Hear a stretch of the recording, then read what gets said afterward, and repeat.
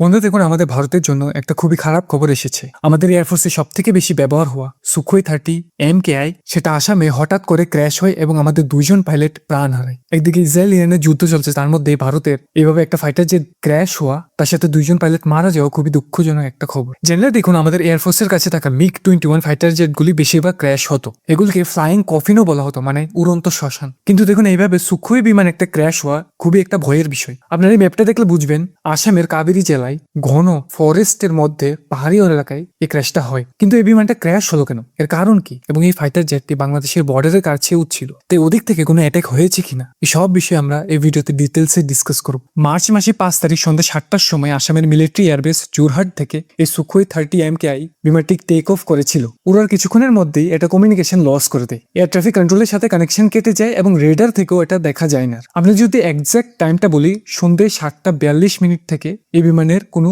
Information আসছিল না। Last time এই বিমানটিকে এয়ারবেস থেকে 60 কিলোমিটার দূরে রেডারে দেখা গিয়েছিল। জায়গাটা ছিল একদম ঘন জঙ্গল এবং পাহাড়ে ঘেরা। দেখুন, এইরকম একটা জায়গাতে সার্চ অপারেশন চালানো খুব একটা ইজি না, কিন্তু বিমান থেকে কোনো সিগন্যাল না আসার কারণে আমাদের এয়ারফোর্স, লোকাল পুলিশ অথরিটি এবং ডিজাস্টার রেসপন্স টিমের সাথে একটা সার্চ অপারেশন চালায়। যেখানে লাস্ট রেডার দেখা গিয়েছিল, সেখানে যাওয়ার পর সেখানকার লোকাল লোকজনরা এটা জানায় যে ওরা নাকি একটা বিশাল বিস্ফোরণের শব্দ শুনেছে এবং আকাশ থেকে আগুন জ্বলতে দেখা গিয়েছে। জঙ্গল এবং পাহাড় হওয়া সত্ত্বেও আমাদের সার্চ অপারেশন টিম সেখানে পৌঁছে যায়। ওখানে গিয়ে দেখা যায় যে এই বিমানটি পুরো টুকরো টুকরো হয়ে আছে। বিমানের পার্টসগুলি এক জায়গায় নেই, প্রায় 500 মিটার পর্যন্ত এই টুকরোগুলি, বিমানের টুকরোগুলি ছড়িয়ে ছিটিয়ে আছে। এটা দেখে এটা পরিষ্কার বোঝা যাচ্ছিল যে এটা একটা হাই স্পিড ইম্প্যাক্ট ছিল, মানে বিমানটি ফুল স্পিডে এসে ডাইরেক্ট এসে মাটিতে ক্র্যাশ করে। সাধারণত দেখুন, এই ফাইটার জেট এত সহজে ক্র্যাশ হয় না। এটা একটা 4th জেনারেশনের প্লাস ফাইটার জেট, যেটাকে 4.5 জেনারেশনের বিমানও বলা হয়। এটা আমরা রাশিয়ার সাথে মিলে তৈরি করেছিলাম। এর ম্যাক্সিমাম স্পিড হলো মাক 2। এর কমব্যাট রেডিয়াস 1500 কিলোমিটার,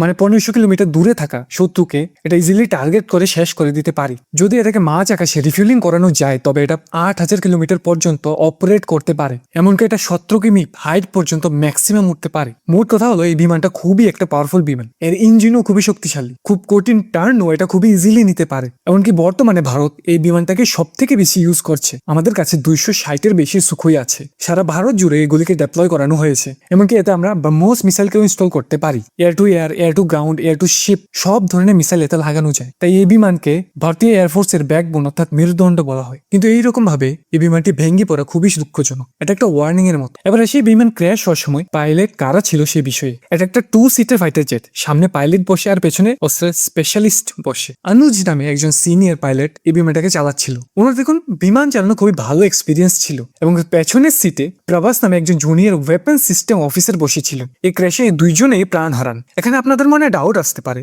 ইসরায়েল ইরানের যুদ্ধে আমেরিকান বিমান ভেঙে পড়লেও পাইলটরা ইজিলি বেঁচে ফিরছে, তাহলে আমাদের পাইলটরা কেন বেরোতে পারলো না? তারা কেন ইজেক্ট করতে পারলেন না? আমাদের এই বিমানগুলিতে কি পাইলট বাঁচানোর মেকানিজম নেই? সিট ইজেকশন সিস্টেম নেই? আমারও এই বিষয়টাকে নিয়ে সেম ডাউটই হয়েছিল এবং আমি রিসার্চ করলাম। হ্যাঁ, আমাদের সব বিমানেই ওয়ার্ল্ডের best fighter jet ejection system অর্থাৎ K-37DM আছে। এটা সব থেকে অ্যাডভান্স, আর এর থেকে ভালো পৃথিবীতে আর নেই। তাও আমাদের পাইলটরা প্রাণ হারালেন। কারণ দেখুন, জেনারেলি বিমান থেকে ইজেকশন হতে গেলে আমাদের পাইলটদের আগে দেখতে হয় যে সামনে থেকে অ্যাটাক হচ্ছে বা বিমানটি ক্র্যাশ হচ্ছে কিনা। যদি কয়েক সেকেন্ড আগেও জানে, ওরা সিট ইজেকশন সিস্টেমকে ব্যবহার করে এয়ারক্রাফট থেকে বেরিয়ে আসতে পারে এবং প্যারাশুট দিয়ে সেফলি ল্যান্ড করতে পারেন। কিন্তু আমাদের এই সুখোই হয়তো হঠাৎ করে ক্র্যাশ হয়ে গেছে। পাইলট হয়তো পালানোর সুযোগই পায়নি, এমনটা মনে হচ্ছে। এই বিমানটা কেন ভেঙে পড়লো? নিজে থেকেই নাকি কেউ অ্যাটাক করেছে? প্রথমত দেখুন, বাংলাদেশ আমাদের ফাইটার জেটকে টাচ করারও কোনো অপশন নেই। তাদের কাছে এমন ধরনের একটা বিমান ক্র্যাশ করার মতো কোনো টেকনোলজি নেই। তাও সেই দিক থেকে ইনভেস্টিগেশন চলছে। কিন্তু যে এক্সপার্টরা রয়েছে ওরা বলছে যে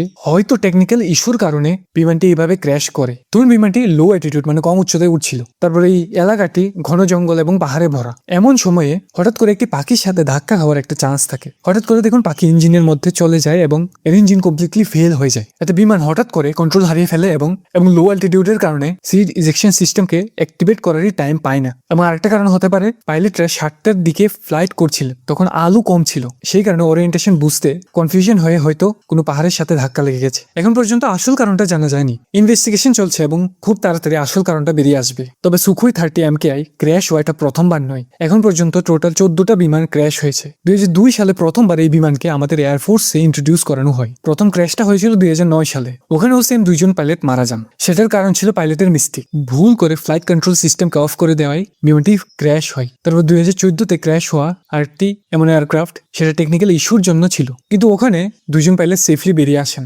এরপর 2018, 19, 24 আর এখন 2026-এ ক্র্যাশ হয়েছে। বেশিরভাগ ক্ষেত্রে টেকনিক্যাল ইস্যু কারণ ছিল। এক্সপার্টদের মতে এবারও হয়তো সেম কারণ। এই পর্যন্ত এই বিমান ক্র্যাশে মোট 8 জন ব্যক্তি মারা যায়। ভুল পাইলটদের না হলেও আমাদের ভারত সরকারকে টেকনোলজির দিক থেকে আরো সাবধান হতে হবে। আমরা যে ফাইটার জেটগুলি ইউজ করছি সেগুলির ইঞ্জিন বা পুরো বডিগুলি বাইরের দেশ থেকে ইম্পোর্ট করা। আমাদের ভারত পৃথিবীর চতুর্থ সব থেকে বড় ইকোনমি, অর্থনীতি। দেশ খুব তাড়াতাড়ি গ্রো করছে, কিন্তু দুঃখের বিষয় হলো বর্তমান সরকার গভর্নমেন্ট ফ্রিবিস দেওয়ার জন্য কোটি কোটি টাকা খরচ করছে। মহিলাদের ফ্রিতে টাকা দেওয়া হচ্ছে, বিলিয়ন্স অফ ডলার টাকা এই ফ্রিবি স্কিমে খরচ হয়ে যাচ্ছে। এটাকে খরচ বলা ঠিক হবে না, আসলে ওয়েস্ট বলা উচিত। কিন্তু আমাদের ডিফেন্স বাজেট একদমই বাড়ানো হচ্ছে না। আমাদের মেইন শত্রু হলো চাইনা। আমরা যদি চীনের সাথে কম্পিটিশন করতে যাই, তবে বর্তমানে আমাদের সরকার মিলিটারিকে যে বাজেট দিচ্ছে তা একদমই যথেষ্ট নয়। বর্তমানে আমাদের মিলিটারি বাজেট কত জানেন? $93 বিলিয়ন। আর চীনের বাজেট কত জানেন? $225 বিলিয়ন। এটা তো চীন অফিসিয়ালি বাইরে বলেছে, কিন্তু আসলে চীনের বাজেট 600 থেকে 800 বিলিয়ন ডলারের বেশি হবে। এটা শুধু আমি বলছি না, অনেক ইন্ডিপেন্ডেন্ট জার্নালিস্ট ইনভেস্টিগেশন করে কনফার্ম করেছেন যে চীন কখনো তাদের ঠিক নাম্বার বাইরে জানায় না। $80 বিলিয়ন ওয়ালা চীনকে আমরা মাত্র $90 বিলিয়ন দিয়ে হারিয়ে দেব। আপনারা কি এটা বিশ্বাস করতে পারেন? যদি তাই মনে করেন, তাহলে আমাদের মতো আর বোকা কেউ নয়। চীন দেখুন আমাদের কল্পনার থেকেও বেশি স্পিডে ডিফেন্সের দিকে নিজেকে অ্যাডভান্স করছে। তার সামনের দিনে রোবটসও ইন্ট্রোডিউস করতে চলেছে। দেখুন চীন আর আমাদের মধ্যে মেন ঝামেলাটা হয় লাদাখের এরিয়াতে। ওই জায়গাতে শুধু বরফের পাহাড় আর পাহাড়। ওই বরফের পাহাড়ে লড়াই করার জন্য আমাদের ভারতীয় আর্মির খুবই ভালো এক্সপিরিয়েন্স আছে। আমাদের ভারতীয় সৈনিকরা খুবই এফেক্টিভলি লড়াই করে চাইনিজ সৈনিকদের হারাতে পারবে। চীন নিজেও এই ব্যাপারটা জানে, তাই চীন এখন রোবটসের উপর বিশেষভাবে কাজ করছে। তারা এমন ভাবে অ্যাডভান্স রোবট বানাচ্ছে যে ভবিষ্যতে ভারতের সাথে যুদ্ধ করার জন্য ওরা আর সোলজার পাঠাবে না, তারা ডাইরেক্টলি রোবটগুলি পাঠিয়ে দেবে। এই একটা রোবট 10 জন সোলজারের সমান লড়াই করতে পারবে আর 10 গুণ বেশি ওজন বহন করতে পারবে। সত্যি বলছি, চীন যেদিন তাদের রোবট আর্মিকে অফিসিয়ালি বর্ডারে নামাবে, সেদিন আমাদের সাথে চীনের মধ্যে কোনো কম্পিটিশনই থাকবে না। তারা খুব ইজিলি শুধু ভারত নয়, সারা পৃথিবীকেই কন্ট্রোল করে নেবে। আমাদের ভারতও মিলিটারি টেকনোলজির দিক দিয়ে বেটার হচ্ছে, আমরাও রোবটসের উপর কাজ করছি। কিন্তু একবার ভেবে দেখুন, $800 বিলিয়ন কোথায় আর $90 বিলিয়ন কোথায়? মাত্র $800 বিলিয়ন দিয়ে আপনি কত এক্সপেরিমেন্ট করবেন আর কত টেকনোলজি বিল্ড করবেন? আমরা যাই করি না কেন, চীন থেকে আমরা পিছিয়েই থাকবো। তাই সেন্ট্রাল গভর্নমেন্টের এখনই চোখ খোলা উচিত। পলিটিক্যাল সুবিধার জন্য ফ্রি বিস হিসেবে হাজার হাজার কোটি টাকা, বিলিয়ন্স কোটি টাকা বিলানোর বদলে দেশের ডিফেন্সের উপর খরচ করা, ইনভেস্ট করা ভালো হতো। আমার আইডিয়া অনুযায়ী চীনকে কাউন্টার করতে হলে আমাদের ডিফেন্স বাজেটে কম থেকে কম $100 বিলিয়ন বাজেট থাকতে হবে, অথবা 150 থেকে $200 বিলিয়ন হলে সেটা আরো অনেকটা বেটার। আপনাদের মধ্যে কতজন এই ব্যাপারটা নতুন জানলে? কারেন্ট গভর্নমেন্ট জিওপলিটিক্স বা ইন্টারনাল পলিটিক্স ভালো হলেও সবকিছুই কিন্তু বেস্ট না। ডিফেন্স বাজেটের ব্যাপারে এরা খুব কম ইনভেস্ট করছে। আমরা যদি এই সেম মিস্টেক বারবার করে থাকি, তাহলে চীনের হাতে আমাদের খুব খারাপ হার হবে। বাট ভাই, আপনাদের তো আমেরিকার ডিফেন্স বাজেটই বলা হয়নি। বর্তমানে আমেরিকার ডিফেন্স বাজেট $800 বিলিয়ন।